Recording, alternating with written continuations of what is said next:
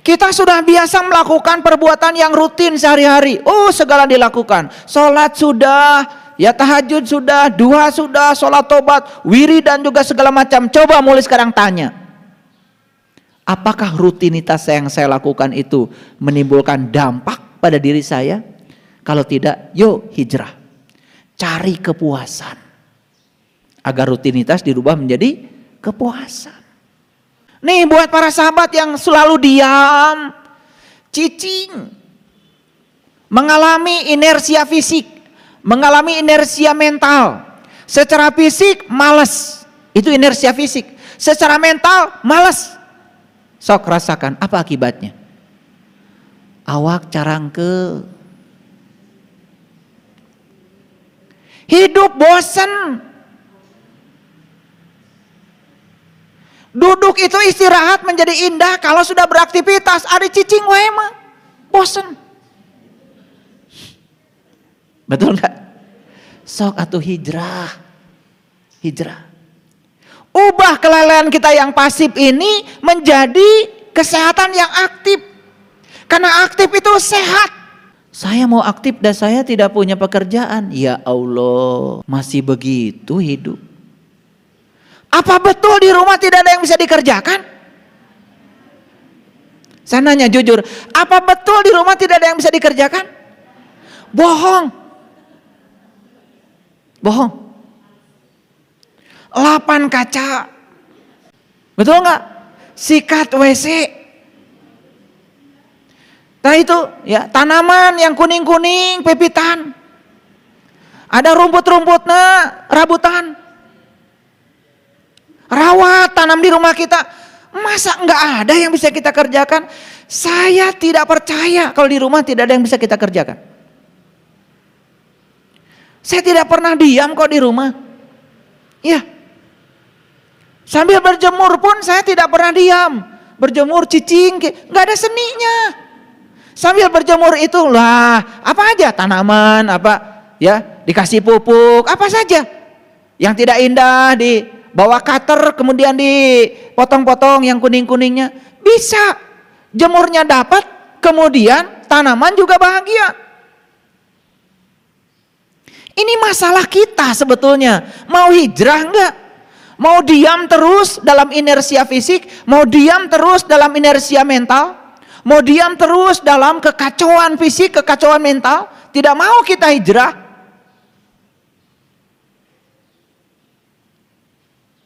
Itu.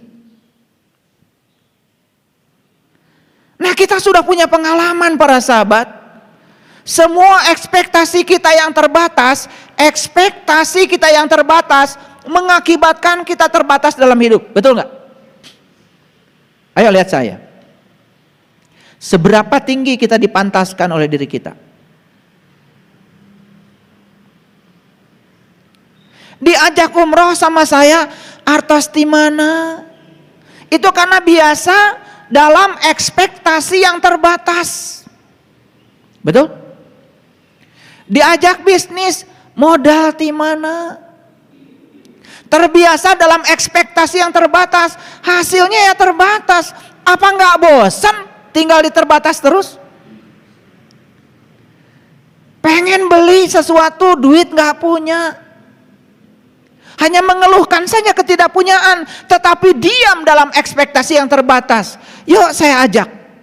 Dalam diri kita itu ada potensi yang diberikan Allah yang tanpa batas. Itu keren. Hijrah. Tergantung kalian memantaskan diri kalian sendiri. Tergantung kita memantaskan diri kita apa tidak. Kalau kita sering mengatakan saya tidak layak untuk itu, ya Anda akan layak untuk ini. Alhamdulillah abdi mah naik angkot ke tos binga. Ya kalau hari ini naik angkot, ya berbahagialah, nggak apa-apa. Tetapi jangan ada di zona nyaman. Masa tidak mau kok terpikir untuk naik kendaraan sendiri biar punya kebebasan? Nah kalau kita memantaskan diri kita dalam ekspektasi yang terbatas, semuanya terbatas. Dalam diri kita ada potensi yang Allah berikan yang tanpa batas. Masa itu tidak mau kita gali? Karena perubahan nasib itu semua dari perubahan pola pikir. Di sini para sahabat, di sini semuanya. Kita sudah punya pengalaman, bekerja keras itu hasilnya pas. Betul? Betul nggak? Betul apa tidak? Bekerja keras itu hasilnya pas. Nah, kita ingin hasilnya lebih, tapi tetap saja bekerja keras, hanya pakai otot. Ya sudah, kamu tidak akan pernah berubah. Kan punya otak. Coba berubah dari bekerja keras yang pakai otot, hijrah dulu. Jadi bekerja cerdas, pakai otak. Oh, ternyata begitu pakai otak, hasilnya pun masih pas ditambah pas. Ya pas juga. Oh, ada yang salah pada diri saya. Ternyata saya harus ubah. Saya harus bekerja ikhlas. Begitu bekerja ikhlas, hasilnya tanpa batas. Nah, gimana bekerja ikhlas? Ini saya punya pengalaman. Saya itu kalau mengerjakan sesuatu tidak pernah memikirkan berapa besar uang yang saya dapat. Karena uang itu hanya hadiah dari semesta untuk memenuhi kebutuhan kita saat ini saja. Saya kalau mengerjakan sesuatu ya saya kerjakan saja. Lillah, billah, bismillah, alhamdulillah, itu modalnya. Saya jadi dosen tidak pernah memikirkan berapa gaji saya.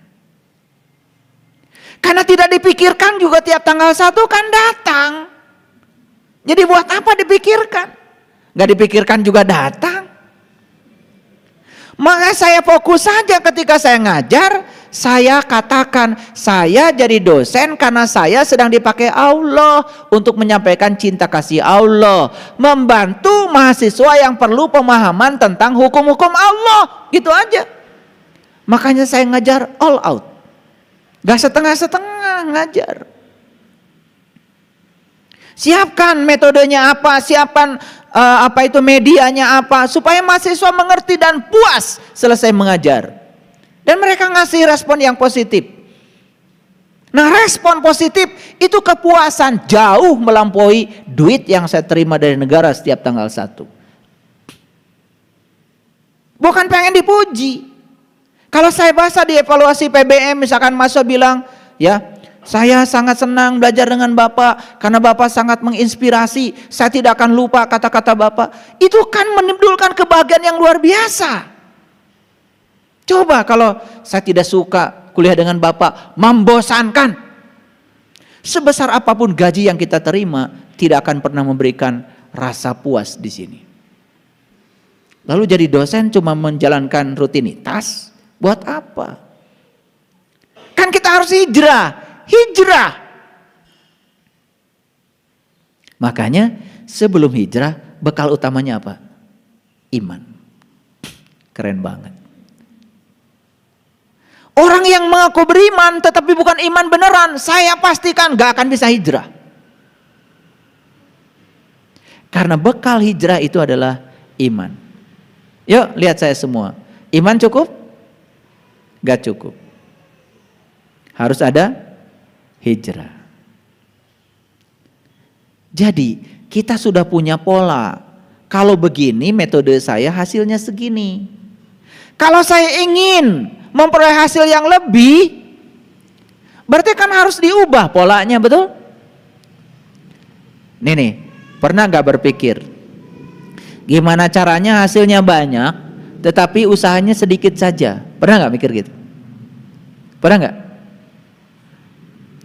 Kalau saya selalu mikir, saya makin tua, usia saya makin tua, tidak bisa dilawan tuh hukum alam, kan itu perubahan. Otomatis dong, apakah fisik saya makin lemah? Pasti. Sedangkan kebutuhan uang saya makin tua, makin besar. Berarti saya semakin tua, saya harus semakin tahu cara mencari uang, sedikit saja langkahnya, tapi duitnya gede. Kumahata. Kan ada tantangan tuh dibuat oleh kita. Betul nggak? Gitu. Kalau saya cari uang pada saat muda sama dengan cari uang pada saat tua, sementara tubuh saya semakin lemah, sementara kebutuhan uang saya semakin besar, di masa tua pasti akan saya mengalami ketidakstabilan secara mental. Karena kita tidak merencanakannya. Jadi iman cukup? Enggak. Yang kedua, hijrah. Nih saya kasih tahu kalian, yang sudah dibuka mata kolbunya, yang sudah beriman, gak cukup. Fase berikutnya adalah hijrah. Apakah hijrah cukup? Ternyata hijrah saja belum cukup. Apalagi setelah kita beriman gak hijrah. Yang ketiga adalah wajahadu, bersungguh-sungguh. Jadi jihad itu artinya sungguh-sungguh. Awas, jihad bukan kerja keras. Jihad itu sungguh-sungguh. Sungguh-sungguh dalam hijrahnya. Nih, ingin berubah nasib tetapi kita tidak sungguh-sungguh hijrahnya, ya enggak berubah. Jangan jadi kolektor ilmu. Ilmu itu harus diterapkan, mulai. Learning to do sekarang, just do. Mulai. Jangan terlalu banyak berpikir. Nah, lihat saya semuanya. Allazina amanu, modal utama. Wahajaru, yuk transformasikan diri kita, batin kita, pola pikir kita, perspektif kita, sudut pandang kita. Wajahadu, sungguh-sungguh kamu dalam transformasinya. Ini masalahnya, kita ini mohon maaf terlalu banyak mengeluh. Dan saya pastikan keluhan itu pasti terhadap sesuatu yang kita tidak suka.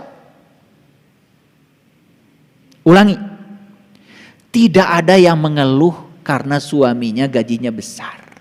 Ada murid saya datang ke rumah, ayah guru mau curhat, kenapa?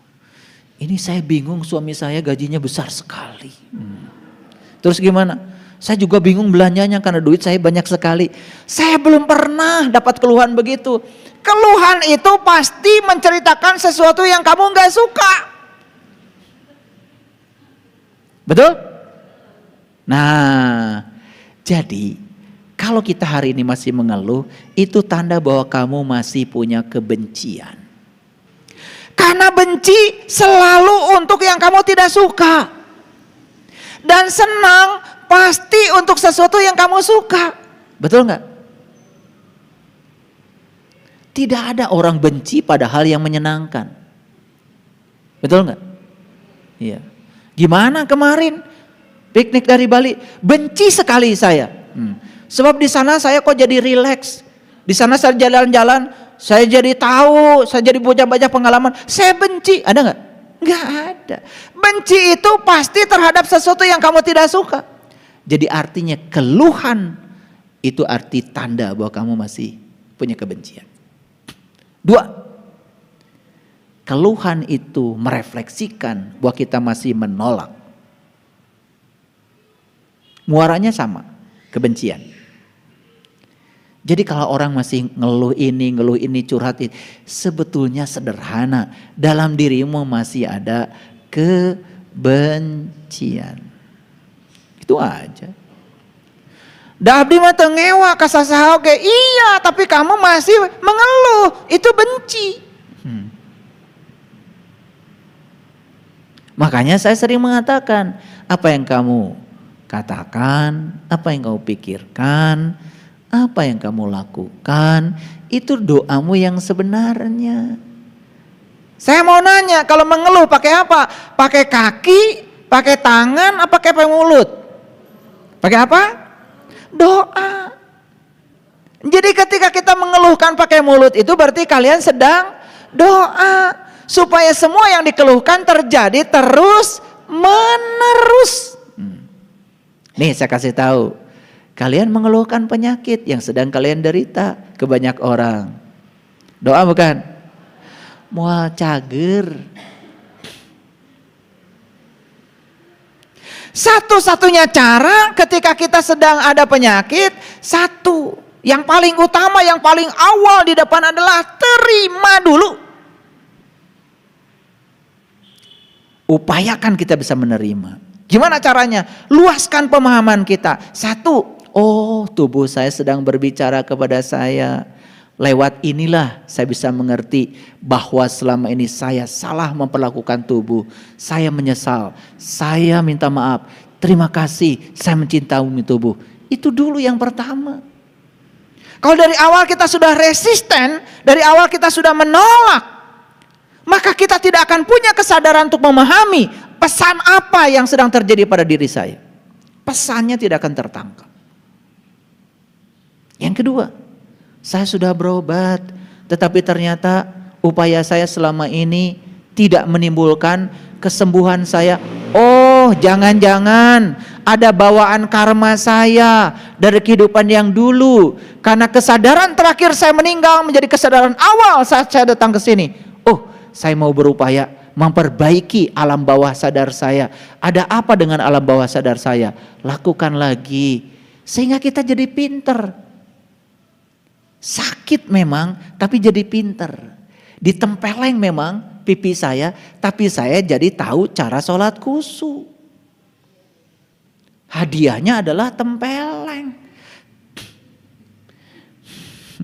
Dan kalau saya tidak ditempeleng sama guru saya dulu, saya nggak mikir. Saya mungkin saja sholatnya seperti guru saya.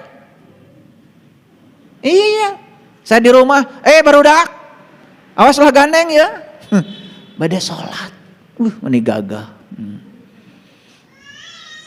Sama seperti kalian, mau puasa bikin spanduk, hormati yang berpuasa. Ya tanu eling nu mana?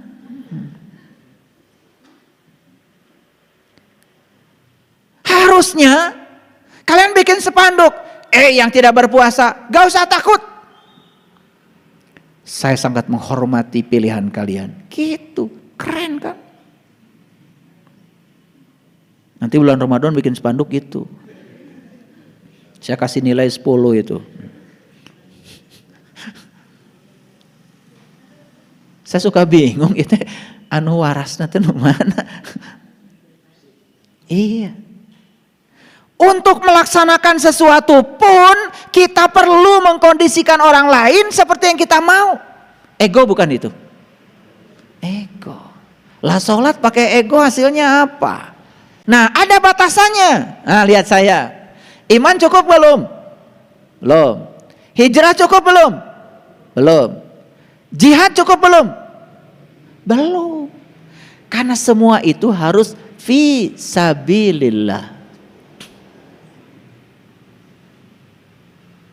Harus fi sabilillah, harus lillah, harus billah, harus bismillah, harus alhamdulillah. Fi sabilillah. Sabil itu jalan tol. Kalau torik jalan sempit. Makanya cari jalan sempit, cari jalan tol. Sabilillah. Cari jalan luas yang bisa meluaskan kita. Makanya apa? Miliki oleh kita yang bernama kebenaran. Kebenaran kuncinya pertama pengetahuan. Yang kedua cinta. Yang ketiga keadilan. Yang keempat pengabdian. Yang kelima kesabaran. Nah, sarananya apa? Sarananya apa? Sarananya kata Allah, bi amwalihim wa anfusihim. Ternyata sarananya cuma dua. Satu harta, dua diri. Satu harta, dua diri. Nih, lihat saya semuanya. Punya harta enggak sekarang? Punya diri? Nggak mungkin Allah nyuruh sesuatu sama kita yang kita nggak punya. Karena kita punya dua-duanya. Harta tidak selalu uang. Harta tidak selalu uang. Banyak harta pada diri kita. Ayo lihat harta kita pada diri kita. Banyak sekali. Nafas harta bukan? Bisa melihat harta bukan? Bisa mendengar harta bukan? Bisa jalan harta bukan? Bisa pegang harta bukan? Ya Allah, jantung berdebar, harta bukan. Paru bisa menukar karbon oksigen dengan karbon dioksida, harta bukan? Harta. Darah mengalir, harta bukan? Ya Allah, harta kita banyak. Artinya apa? Yang bisa kita lakukan untuk 3 hal ini banyak. Untuk iman, untuk hijrah, untuk jihad, itu kita punya banyak. Nah, maka Allah kasih tahu, a'dhamu darajah, aku akan angkat derajatmu, wa ulaika humul faizun, dan pasti kamu akan memperoleh kemenangan. Dalam segala hal para sahabat, dalam segala hal. Awas ya, siapa yang menang? Yang menang itu adalah mereka yang selalu mengalah. Yang suka mengallah, yang suka mengalah.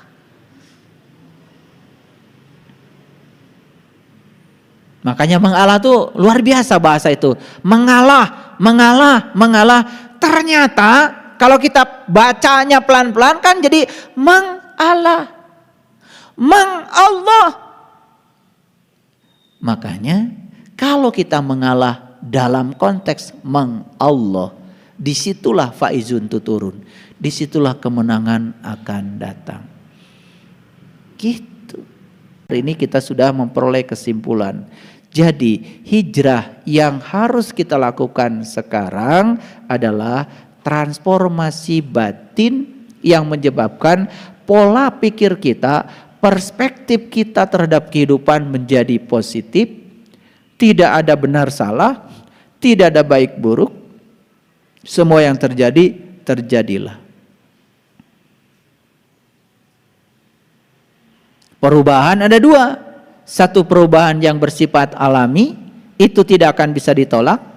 Yang kedua perubahan yang bisa kita lakukan prosesnya oleh kita sendiri. Perubahan yang bersifat alami, biarkan saja. Karena saat kita membiarkannya, tidak menolaknya, tidak menghujatnya, tidak menghukumnya, tidak mengomentarinya, berarti kita tahu bahwa sebetulnya membiarkan berarti sadar di balik semua peristiwa ada sang kehadiran, ada sang keberadaan yang maha pengasih, yang maha penyayang. Tidak ada satupun di semesta ini yang bukan karena cinta kasihnya. Apakah menua itu merupakan cinta kasih Allah?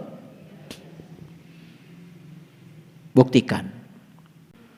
Jangan suka ngomong aja, buktikan. Menua itu adalah cinta kasih Allah. Buktikan.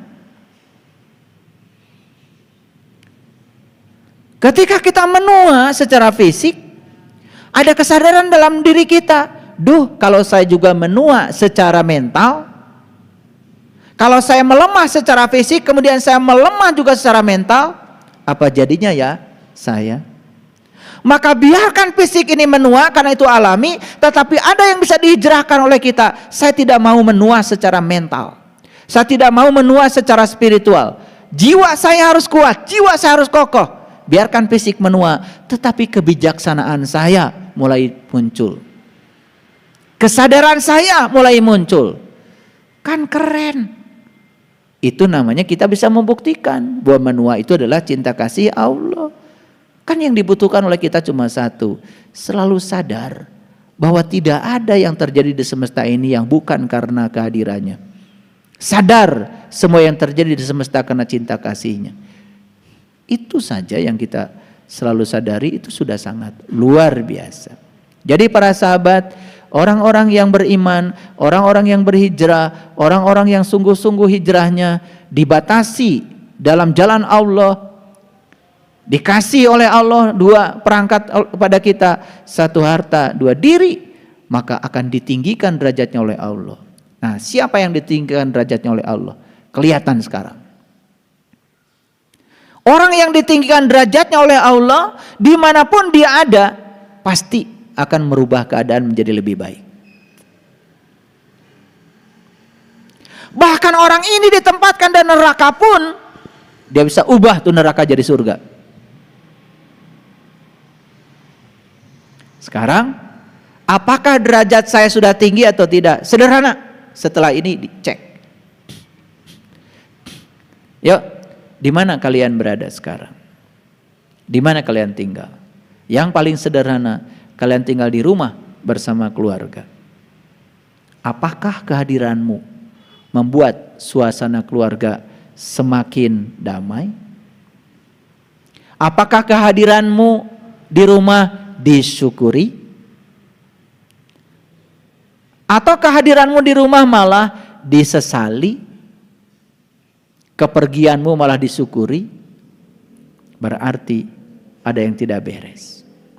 Jadi jangan nunggu hari kiamat, jangan nunggu akhirat untuk tahu apakah derajat saya tinggi atau derajat saya rendah. Ukurannya adalah di sini, saat ini, sekarang. Terima kasih. Assalamualaikum warahmatullahi wabarakatuh.